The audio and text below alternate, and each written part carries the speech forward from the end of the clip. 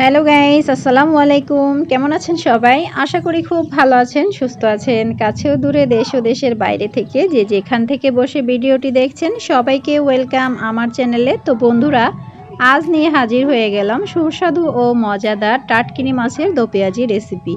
আর এই রেসিপিটি কিন্তু গরম ভাতের সাথে খেতে হয় অসাধারণ। তো চলুন বন্ধুরা, মূল রেসিপিতে চলে যাই।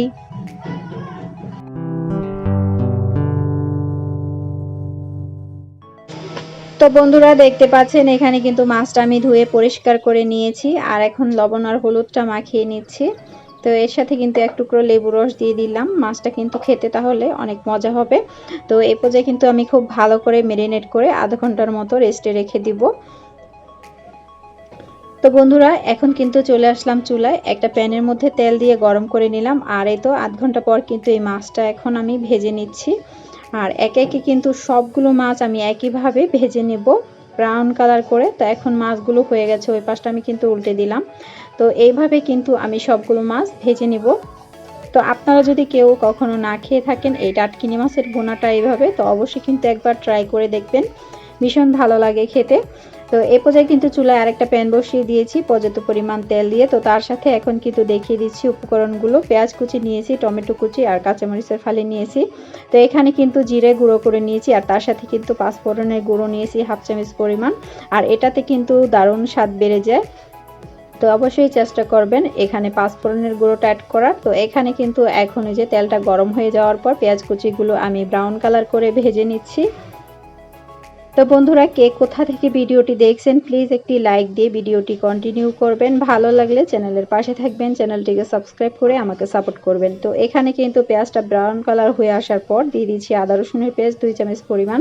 এরপর কিন্তু তেলের সাথে খুব ভালো করে আমি ভেজে নিচ্ছি।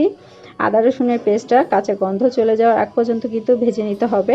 তো এখানে দিয়ে দিচ্ছি সামান্য পরিমাণ লবণ স্বাদ মতো আর দিয়ে দিচ্ছি হাফ চামচ হলুদ গুঁড়ো, হাফ চামচ মরিচ গুঁড়ো, এর সাথে দিয়ে দিচ্ছি এখানে লেবু রস।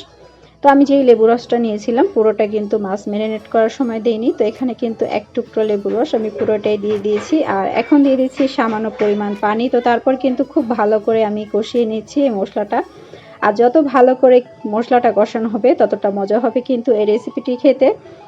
তো এখানে কিন্তু আবারও পানি দিয়ে আমি তারপর কষিয়ে নিলাম আর এখন এই পর্যায়ে কিন্তু দিয়ে দিচ্ছি কাঁচামরিচের ফালি আর এখানে দিয়ে দিচ্ছি এখন টমেটোর কুচিগুলো।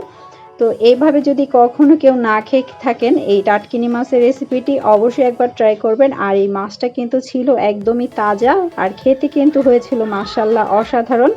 তো এখানে কিন্তু এই যে টমেটোটা আমি ঢেকে রান্না করে নিয়েছিলাম 2 থেকে 3 মিনিটের মতো আর এখন কিন্তু একদম নরম হয়ে গেছে। তো তার মধ্যে এখন দিয়ে দিচ্ছি ঝোলের পরিমাণটা। যেহেতু আমি দো পেঁয়াজি করব এই রেসিপিটি, আমি বেশি একটা ঝোল দেব না। আপনারা যদি ঝোল খেতে চান তাহলে কিন্তু দিতে পারেন। তো এখন কিন্তু ঢেকে দিলাম, ঝোলটা বলক আসা আগ পর্যন্ত অপেক্ষা করলাম। তো এরপর কিন্তু এখন দিয়ে দিচ্ছি একে একে সবগুলো মাছ। তো এইভাবে কিন্তু আমি সবগুলো মাছ এখন দিয়ে তারপর সেট করে নিচ্ছি একটা চামচের সাহায্যে। তো এবার কিন্তু আমি ঢেকে দিব, 5 মিনিটের মতো ঢেকে রান্না করে নিলেই তৈরি হয়ে যাবে আমার মজাদার ও সুস্বাদু টাটকিনি মাছের ভুনা রেসিপিটি। তো এখন কিন্তু আমি নামানোর আগে দিয়ে দিচ্ছি জিরের গুঁড়ো আর পাঁচফোড়নের গুঁড়োটা আর এতে কিন্তু মাশাআল্লাহ অনেক সুন্দর একটা স্মেল আসে। তো এখন কিন্তু আমার রেসিপিটি হয়ে গেছে। তো মাশাআল্লাহ দেখতেই পাচ্ছেন।